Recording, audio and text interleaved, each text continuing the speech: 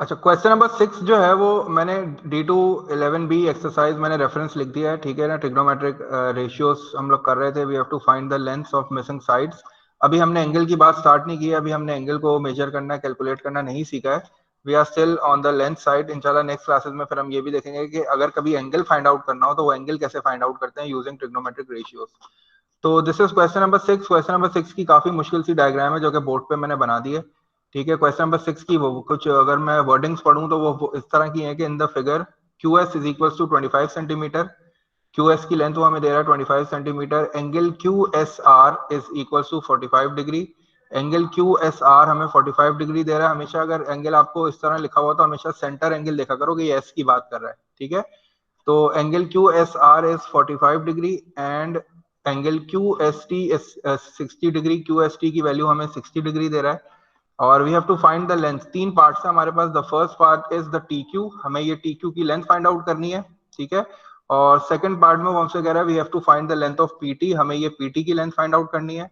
And in the third part the question is asking us to find the value of P R. This is the P R, ये पूरा complete P R है। तो पहले T Q और PT जल्दी से revise कर लेते हैं कि हमने टी क्यू और पीटी को किस तरह कैलकुलेट किया था। तो मैंने फर्स्ट स्टेप तुम लोगों को कहा था कि since you have to find T Q, तो टी क्यू वाला ट्राइंगल पहले ड्रॉ करो सेपरेट करके। अब टी क्यू का जो ट्राइंगल है वो दो फिगर्स में है। ये अपर ट्राइंगल में भी टी क्यू आ रहा है और लोअर ट्राइंगल में भी टी क्यू आ रहा है। अपर ट्राइंगल मुझे ड्रॉ करना इसलिए फायदेमंद नहीं है क्योंकि अपर ट्राइंगल में I don't have any length, मुझे कोई लेंथ नहीं पता। इसलिए मैं टी क्यू के लिए ये वाला ट्राइंगल कंसिडर करूंगा। इसमें मुझे काफी सारी जो है वो वैल्यूज पता है, तो मैंने इस ट्राइंगल को सेपरेटली ड्रॉ किया। ये जो एंगल था ये मुझे गिवन था 60 डिग्री, ठीक है। This angle was given 60 degree angle की वैल्यू थी। ये 90 डिग्री हो गया, ठीक है, क्योंकि यहाँ लिखा हुआ है कि अगर ये 90 है, ये स्ट्रेट लाइन है, तो दिस इज 90, तो दिस विल आल्सो बी 90। और मुझे जो है वो फाइंड करना है टी क्यू। थोड़ा सा इसको लेबल कर देता हूँ, ठीक है। ये जो मैंने ट्राइंगल ड्रॉ किया है ये इसमें ये क्यू है और ये जो है मेरे पास ये एस है एंड दिस इज टी। तो मैंने इसको लेबल कर दिया है। मैं इस वाले ट्राइंगल की बात कर रहा हूँ, इसमें एस क्यू मेरे पास वो 25 दिया हुआ है। तो मैंने जल्दी से अपने ट्राइंगल को लेबल किया। जब लेबल किया तो मुझे पता चला दिस इज द 90 डिग्री। तो 90 के सामने वाली साइड हाइपोटेन्यूज हो गई और सिंस ये एंगल मुझे दिया हुआ है 60 डिग्री, तो इसके सामने वाली साइड ऑपोजिट हो गई, तो मैंने इसको ओ लिख दिया, ठीक है। This is the opposite side, तो मैंने यहाँ ओ लिख दिया। और ये एडजेसेंट है तो मैं यहाँ एडजेसेंट की जगह ए लिख देता हूँ। अब मुझे डिसाइड करना है कि मुझे कौन सा रेशियो यूज करना है, ठीक है। तो वो मुझे पता है कि वो कैसे पता चलेगा कि मेरे पास चीजें कौन सी गिवन है, ठीक है। अच्छा, अब ये देखो कि मुझे हाइपोटेन्यूज जो है वो फाइंड आउट करना है और मेरे पास जो है हाइपोटेन्यूज गिवन है और मुझे ऑपोजिट साइड फाइंड आउट करनी है। तो मुझे पता है कि ऑपोजिट और हाइपोटेन्यूज के लिए I will use sine ratio, ठीक है, क्योंकि साइन जो है वो ऑपोजिट अपॉन हाइपोटेन्यूज के बराबर होता है। तो sine 60 is equal to opposite side जो है वो टी क्यू है। तो ऑपोजिट की जगह पे टी क्यू लिख दिया मैंने और हाइपोटेन्यूज 25 है, 25 गिवन है। और कैलकुलेटर से साइन 60 की वैल्यू निकाल के जब 25 को उससे मल्टीप्लाई करोगे तो you will get the value of T Q that is equal to 21.7 centimetre. तो टी क्यू की वैल्यू मेरे पास आ गई 21.7 सेंटीमीटर। पहले ट्रिक वही है कि you have to make the triangle. जब तक आप ट्राइंगल नहीं बनाओगे निकाल के आपको चीजें क्लियर नहीं होंगी। इस फिगर को देख के हम आइडेंटिफाई नहीं कर सकते हमारे पास क्या गिवन है क्या नहीं है, लेकिन जैसे ही हमने ये ट्राइंगल निकाला सेपरेट बनाया तो हमें आइडिया हो गया कि क्या क्या गिवन था और हमें क्या यूज करना है। तो T Q is coming out to be 21.7 centimetre, ये टी क्यू की वैल्यू आ गई। अब I have to find PT, मुझे पीटी चाहिए। तो पीटी के लिए मैं पीटी वाला ट्राइंगल ड्रॉ करूंगा। पीटी इस वाले ट्राइंगल में, अपर ट्राइंगल में मैंने पीटी जो है वो ड्रॉ कर दिया, पीटी। और ये अब प्रॉब्लम ये है कि मुझे ये देखना है कि इसमें मेरे पास गिवन क्या था। तो मैंने ये देखा कि टी क्यू की लेंथ मैंने अभी फाइंड आउट की है, दैट इज 21.7, तो मैंने यहाँ 21.7 लिख दिया। अब मुझे एक एंगल चाहिए क्योंकि एक एंगल के बगैर जो है वो मैं अपना ट्रिग्नोमेट्रिक रेशियो अप्लाई नहीं कर सकता। तो इस एंगल को जो है वो फाइंड आउट करने के लिए मैंने इस बड़ी फिगर को फोकस किया था और मैंने ये देखा था कि I can find out this angle, मैं ये एंगल फाइंड आउट कर सकता हूं क्योंकि ये ट्राइंगल है और ट्राइंगल के इंटीरियर एंगल्स का सम 180 होता है। This is 90 and this is 60, so this will be 30। क्योंकि आपको पता है कि जब ट्राइंगल के तीनों इंटीरियर एंगल्स को ऐड करूं तो हमेशा 180 आना चाहिए। तो ये 90 है, ये 60 है, तो ये लाजमी 30 होगा। और सिंस मुझे पता था कि ये पूरा एंगल स्ट्रेट लाइन एंगल है, मतलब ये पूरा एंगल जो है वो 180 वाला एंगल है। स्ट्रेट लाइन एंगल आपको पता है टोटल 180 डिग्री का होता है। तो ये 90 है, क्वेश्चन में मेंशन था, और ये मेरे पास 30 है। तो 90 और 30 120 हो गया और 180 ऐड करने के लिए ये वाला एंगल की वैल्यू आ जाएगी 60। तो मुझे जो है फाइनली ये वाले एंगल की वैल्यू पता चल गई 60। अब मैं 60 को यूज करके मैंने इसको लेबल करना शुरू किया। ये हाइपोटेन्यूज हो गई मेरे पास एंगल के सामने वाली साइड ऑपोजिट हो गई और एडजेसेंट जो है वो मुझे गिवन है, तो मुझे ऑपोजिट साइड फाइंड आउट करनी है, तो इसीलिए मैंने टेन थीटा इस्तेमाल किया, क्योंकि tan theta is the ratio of opposite upon adjacent. Opposite की जगह पे मैंने पीटी लिखा, एडजेसेंट की जगह पे 21.7। After solving it with calculator 1060 calculator से सॉल्व हो जाएगा, जो भी वैल्यू आएगी 21.7 से मल्टीप्लाई करना, you will get your answer as 37.5 centimetre. इसके बाद वाला जो पार्ट है, जो हमें पी आर फाइंड आउट करना है, तो पी आर फाइंड आउट करने के लिए मैंने अपने क्वेश्चन को इस तरह किया कि पी आर जो है ये बड़े वाला ट्राइंगल है। इस ये पूरा जो बड़ा वाला ट्राइंगल है ना, ये राइट एंगल ट्राइंगल नहीं है, क्योंकि ये 90 का एंगल नहीं है। It is not a right angle triangle. तो पूरे बड़े ट्राइंगल को कंसिडर नहीं कर सकते, क्योंकि जब ये 90 नहीं है, ये राइट एंगल ट्राइंगल नहीं है, so we cannot apply the trigonometric ratios on it. हम ट्रिग्नोमेट्रिक रेशियोज पे अप्लाई नहीं कर सकते, तो इसीलिए हमने अपने ट्राइंगल को ब्रेक किया और हमने कहा कि पी आर जो है ना, दिस इज पी आर, ये पी क्यू और क्यू आर का सम है। ठीक है, this P R is basically the sum of P Q and Q R. तो पहले मैं पी क्यू कैलकुलेट कर लूंगा, फिर मैं क्यू आर कैलकुलेट कर लूंगा और दोनों को ऐड कर दूंगा, तो I will get my final answer, that is P are. तो मैंने देखो क्या किया तुम्हारे सामने, पी आर के लिए पहले मैं पी क्यू कैलकुलेट कर रहा हूं।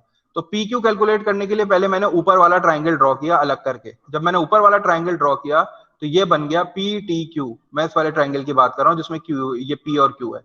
इसमें मेरे पास जो गिवन है वो टी क्यू है 21.7 और मुझे ये एंगल गिवन है 60 डिग्री। बस मुझे ये दो ही चीजें चाहिए होती हैं और अब मैं पी क्यू फाइंड आउट कर सकता हूं। इसको जल्दी से मैं लेबल कर लेता हूं, ये हाइपोटेन्यूज हो जाएगा क्योंकि ये 90 के सामने वाली साइड है, और ये ऑपोजिट साइड हो जाएगी और ये एडजेसेंट साइड हो जाएगी। ठीक है, सिंस मुझे हाइपोटेन्यूज फाइंड आउट करनी है और मेरे पास जो है वो एडजेसेंट साइड है, तो मैं कौन सा रेशियो यूज करूंगा?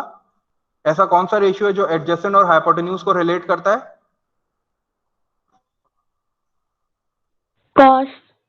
कॉस थीटा, जबरदस्त। तो मैं कॉस को यूज करता हूं, तो दिस विल बी कॉस, ये 60 हो जाएगा। ठीक है, cos 60 and cos 60 will be equals to adjacent is 21.7, तो एडजेसेंट की जगह पर 21.7 लिख दिया। And I have to find the value of hypotenuse, the hypotenuse is P Q, तो मैंने हाइपोटेन्यूज की जगह पे पी क्यू लिख दिया। अब मुझे जल्दी से पी क्यू की वैल्यू बता दो, पी क्यू की वैल्यू कितनी आ रही है? P Q will be equals to, ये cos 60 जब आप कैलकुलेट करोगे कैलकुलेटर से, तो ये मेरे ख्याल से आएगा 0.5। चेक करके बताओ, ऐसे ही है?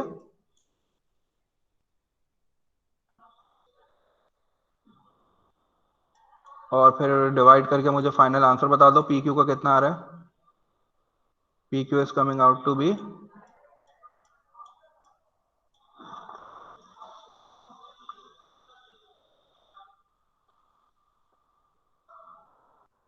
Sir 68.3। P Q, P Q, P Q कह रहा हूं मैं, पी क्यू, पी आर नहीं।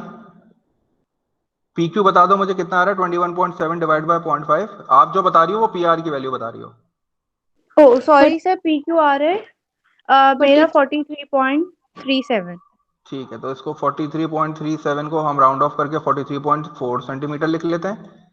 अब हमने जो है वो we are P Q find out कर लिया, we are moving on Q R. तो क्यू आर फाइंड आउट करने के लिए मैं वो वाला ट्राइंगल बनाऊंगा जिसमें क्यू आर है। ठीक है, क्योंकि जब तक मैं ट्राइंगल नहीं बनाऊंगा मुझे क्लियर नहीं होता। तो P Q is 43.4 centimetre. Now I will draw Q R. तो क्यू आर जो है वो इस वाले ट्राइंगल में ना, तो मैंने ये वाला ट्राइंगल सेपरेट ड्रॉ करना है यूं करके। तो मैंने ये क्यू आर बना दिया। ठीक है, दिस इज 90 डिग्री, ये मुझे 90 डिग्री है, इसको मैंने क्यू का नाम दिया, this is R and this is S. अब ये देखो कि इसमें गिवन क्या क्या है मेरे पास, दिस इज 45 जो कि मुझे गिवन है, मैंने यहाँ 45 लिख दिया। और मुझे बताओ क्या गिवन है, और कोई चीज पता है मुझे इस ट्राइंगल में?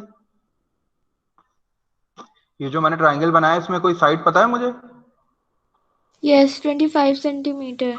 एस क्यू मुझे पता है, जिसे जो 25 सेंटीमीटर है। गुड, तो मैंने यहाँ 25 लिख दिया। अब since I have to find Q R, तो क्यू आर में मैंने क्वेश्चन मार्क लगाया, यूज किया, लेबल कर लो, ये हाइपोटेन्यूज हो गई, दिस इज हाइपोटेन्यूज। और एंगल के सामने वाली साइड ऑपोजिट हो गई, तो मैंने इसको ओ लिख दिया। And this will be the adjacent side, इसको ए लिख दिया। अब वो कौन सा रेशियो है जिसमें ऑपोजिट और एडजेसेंट आता है?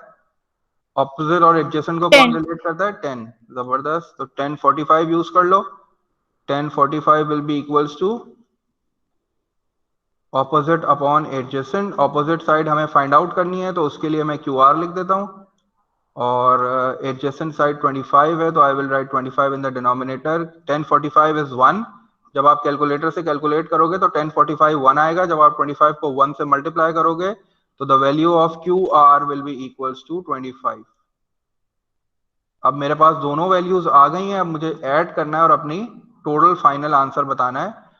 तो the value of P R, जो कि फाइनल वैल्यू है, that will be the sum of P Q and Q R. तो पी क्यू आर है 43.4 and QR is coming out to be 25.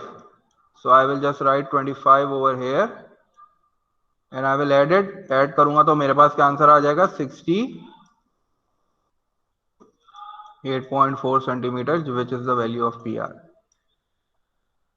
थोड़ा सा मुश्किल क्वेश्चन था, थोड़ा सा लेंदी क्वेश्चन था। इसकी ट्रिक वही है कि जस्ट जो चीज पूछी जाए ना, उसकी वो जिस ट्राइंगल में वो साइड है उसको सेपरेट ड्रॉ करो।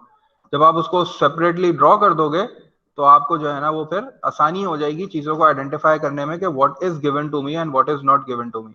तो उससे फिर ये हो जाएगा कि रेशियो पिक करने में आसानी हो जाएगी। ये क्वेश्चन क्लियर है? इसको दोबारा समझाऊं? अब हमें क्वेश्चन नंबर 7 करना है, लेकिन क्वेश्चन नंबर 7 जो है वो होमवर्क है मेरे पास। क्वेश्चन नंबर 7 की मेरे पास वीडियो है, ठीक है? मैं वो लिंक तुम लोग के साथ शेयर कर रहा हूँ। पहले क्वेश्चन नंबर 7 को ट्राई करो अच्छी तरीके से, थोड़ा सा मुश्किल क्वेश्चन है। अगर तुम लोग से नहीं होता तो फिर ये जो वीडियो है यहाँ से इसकी हेल्प ले लेना, ठीक है? तो क्वेश्चन नंबर 7 जो है वो तुम लोग का होमवर्क हो गया है।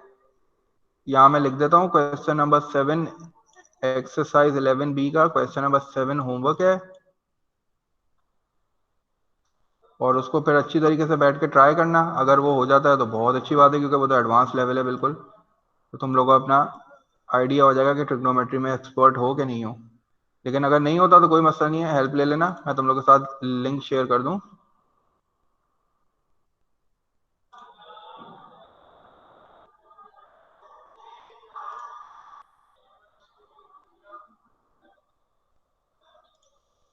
ये मैंने पहले सॉल्व कर दिया था ना।